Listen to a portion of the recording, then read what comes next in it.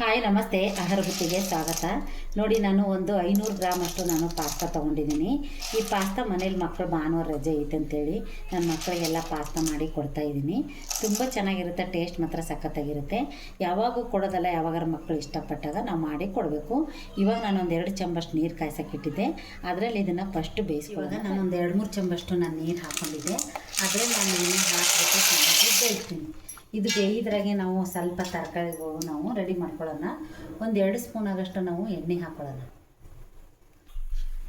ನೋಡಿ, 1 ಸ್ಪೂನ್ ಆಗಷ್ಟು ನಾವು ಉಪ್ಪು ಎಣ್ಣೆ ಹಾಕಿಬಿಟ್ಟು ಚೆನ್ನಾಗಿ ಇದನ್ನು ಮಿಕ್ಸ್ ಮಾಡೋಣ. ನೀರಾಗಿ ಹಾಕಿದ ತಕ್ಷಣ ಬಿಡೋಕ್ಕೆ ಹೋಗಬಾರ್ದು.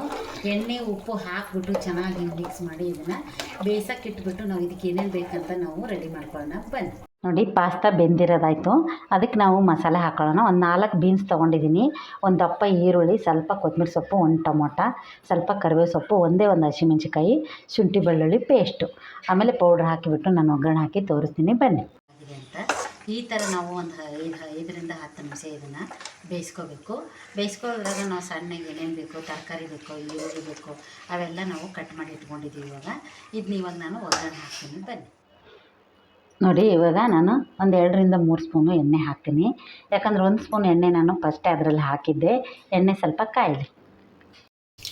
1 ಸ್ಪೂನ್ ಆಗಷ್ಟು ಸಾಸಿವೆ, 1 ಸ್ಪೂನ್ ಆಗಷ್ಟು ಜೀರಿಗೆ ಹಾಕೊಂಡ್ಬಿಟ್ಟು ನಾವು ಸ್ವಲ್ಪ ಮಸಾಲೆಗಳು ಹಾಕೊಳ್ಳೋಣ. ಇವಾಗ ಈರುಳ್ಳಿ ಹಾಕ್ತೀನಿ. ಈರುಳ್ಳಿ, ಹಸಿಮೆಣಸಿನಕಾಯಿ, ಕರಿಬೇವು ಸೊಪ್ಪು ಹಾಕಿ ಸ್ವಲ್ಪ ಫ್ರೈ ಮಾಡ್ಕೊಳ್ಳೋಣ. ಮಾಡ್ಕೊಂಡ ನಂತರ ಒಂದೇ ಒಂದು ನಿಮಿಷಕ್ಕೆ ನಾವು ಶುಂಠಿ ಬೆಳ್ಳುಳ್ಳಿ ಪೇಸ್ಟ್ ಹಾಕೊಳ್ಳೋಣ. ಇವಾಗ ನೋಡಿ, ಶುಂಠಿ ಬೆಳ್ಳುಳ್ಳಿ ಪೇಸ್ಟ್ ಹಾಕ್ತಾಯಿದ್ದೀನಿ.